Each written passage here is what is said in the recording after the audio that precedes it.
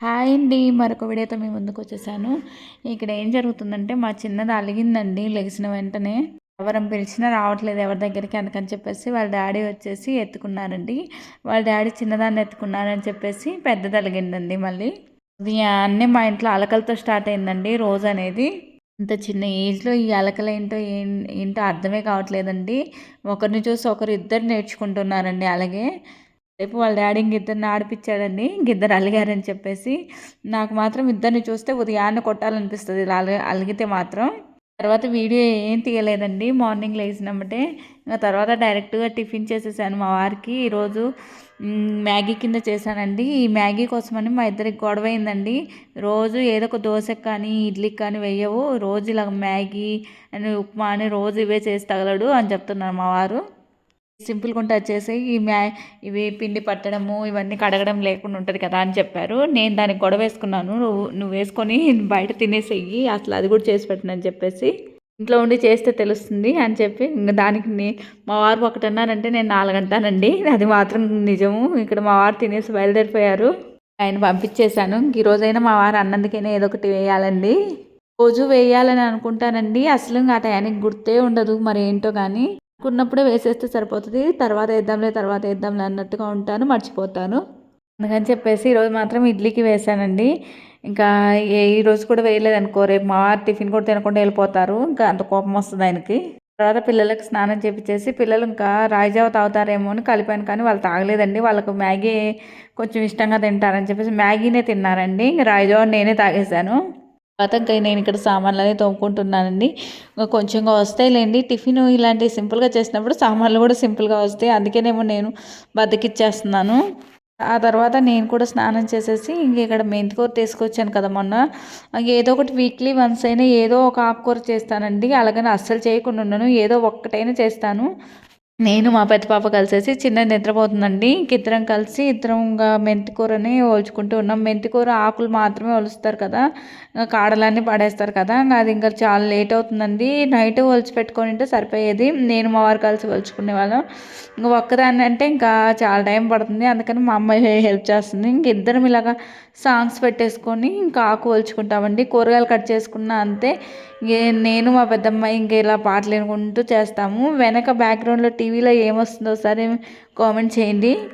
ఇక్కడ చూడండి మా పెద్ద పాప ఎంత మంచిగా హెల్ప్ చేస్తుందో అసలు. ఏదైతే చేస్తుందో చేయదో కానండి, చిన్నప్పుడు మాత్రం పిల్లలకు భలే ఇంట్రెస్ట్ ఉంటుందండి. ఏదైనా వాళ్ళ అమ్మ వాళ్ళు చేస్తుంటే చేయాలని చెప్పేసి నేను అడుగుతున్నాను, అమ్మకి హెల్ప్ చేస్తున్నావా అని అంటే అని చెప్తుంది. చిన్నదాంతో పోల్చుకుంటే పెద్దది మాత్రం చిన్నప్పటి నుంచి ఏదైనా నేను చేస్తుంటే దాంట్లో పార్టిసిపేట్ చేయాలని చూస్తుందండి. చిన్నది అలా కాదండి, అన్నీ విసిరి కొట్టాలని చూస్తుంది. ఎవరి పిల్లల్లో అయినా ఒకరు అలాగా ఒకరు ఇలాగా ఉంటారండి దాదాపుగా. ఇలాగ మా మా పెద్దది కొంచెం ఇలాగైతే అది కొంచెం రివర్స్గా ఉంటుంది. అది హైపర్ యాక్టివ్ అండి దాని విషయంలో మాత్రం. ఇక్కడ ఇంకా పప్పుకు ప్రిపేర్ చేస్తున్నానండి. మెంతికూరతోటి ఏమేమి రెసిపీస్ చేయొచ్చో చెప్పండి. నేను 2 కట్టలేమో ఒలిచాను, మిగిలిందేమో పక్కన పెట్టేశానండి. ఏదైనా ఇంకో కొత్త రెసిపీ చేద్దామని చెప్పేసి పక్కన పెట్టేశాను. ఇంక 3 కట్టలు అంటే మాకు ఎక్కువైపోతుందండి. అందులో ఎక్కువగా వేసిన మెంతికూర చేదు కదా, చేదు వచ్చేస్తుందని చెప్పేసి 2 కట్టలు సరిపోతాయని 2 కట్టలు వేసానండి. ఇక్కడ పప్పు కుక్కర్ పెట్టేసి ఇంకా రైస్ కడిగి పెట్టేస్తే సరిపోతుందని చెప్పేసి వేస్తున్నానండి. నేను కర్రీ మాత్రం 11:30, 12 లోపు చేసేస్తానండి దాదాపుగా. రైస్ మాత్రం కడిగి పెట్టేసి కుక్కర్లో పెట్టేస్తాను స్విచ్ చేయకుండా. ఇంకా తర్వాత 12:30 ఆ టైంలో మాత్రం 12:30 కాదులేండి, 12:15 ఆ టైంకి వేస్తే 1 లోపు అయిపోతుంది. పిల్లలకు పెట్టేస్తానండి. ఇక్కడ పప్పు కూడా ప్రిపేర్ అయిపోయిందండి. పప్పు ఎప్పుడైనా కానీ చెప్తున్నానండి, తాలింపు వేసే విధానంలోనే టేస్ట్ వస్తుందండి. పప్పు మనం దాంట్లో ఏమేమి ఇంగ్రీడియంట్స్ వేసామనేది కారణం కాదు. మన తాలింపు అనేది మంచిగా మాడకుండా మీడియం లెవెల్లో రావాలండి. ఆ స్మెల్లోకే పప్పు తినాలనిపించాలి. పప్పు మాత్రం చాలా బాగా వచ్చిందండి. చూస్తుంటే నాకు ఇప్పుడు కూడా నోరూరుతుంది. వారు కూడా అదే చెప్పారు, మెంతికూర పప్పు చాలా రోజులైంది తినక, టేస్ట్ మాత్రం భలే ఉన్నది. ఇంకా పిల్లలకు పెట్టేసిన తర్వాత మా వారు ఇచ్చారండి. వారు వచ్చాక మేము కూడా కూర్చొని తింటూ ఉన్నామండి. ఇంకా మా వారికి పెట్టించేసి నేను కూడా తినేసేయడం అండి. ఇంకా మా పిల్లలతో అల్లరి తెలిసిందే కదండి. ఇంకా మేము తింటున్నా కూడా అటు ఇటు తిరుగుతూనే ఉంటారు. ఒక్క క్షణం కూడా ఖాళీగా ఉండరండి వీళ్ళు మాత్రం.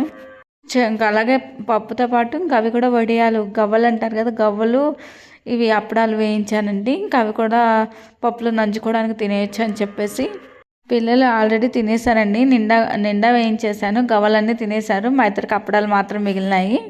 వాళ్ళకి తినిపించేస్తే మనకు కూడా ప్రశాంతంగా ఉంటుందండి. వాళ్ళు తినకుండా మనం తిన్నామంటే ఇంక అదొక పనండి. ఇంకా మళ్ళీ తింటారో తినరో మనం తినేస్తున్నామని అదొక టెన్షన్తో ఉంటుంది. నాకు తినాలని కూడా అనిపించదండి. ఏది ఏమైనా మా పిల్లలకు తినిపించింది. నేనైతే అసలు తిన్నండి. ఇంకా తర్వాత ఇంక నేను మా వారు కలిసి ఇంకా కూర్చొని మాట్లాడుకుంటూ తినేస్తున్నామండి ఇక్కడ.